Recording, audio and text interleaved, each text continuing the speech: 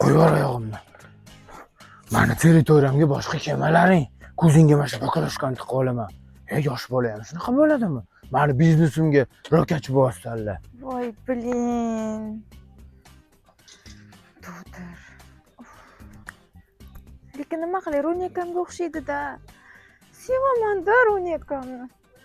Ay, mayli. Yoningni sana. Azizichka, yaxshi keldingizmi?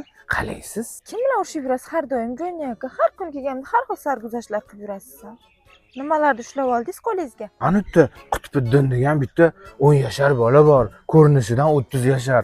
Har doim meni territoriyamga kelib, meni biznesimni sindirmoqchi bo'lib, baklashkalarimni terib ketadi. Yaxshi. Ay, yuring biron joyga ovqatlanishga borib kelamiz. Borardim o'jon deb qorinim yomoqchi. Meni pulim yo'q-da. Faqat gumma yoki pirashka yeymiz desangiz, mayli, borishimiz mumkin.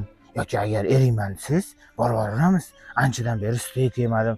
Steak bo'lmasa ham o'zimizning milliy taomlar ham bo'laveradi, teshib chiqmaydi. Qonim juda och. Menda bor ozgina, steak emas, oshga boramiz, maylimi? Mayli-ku, kiyimimni almashtirib, kiyimim ham yo'zi ketdi.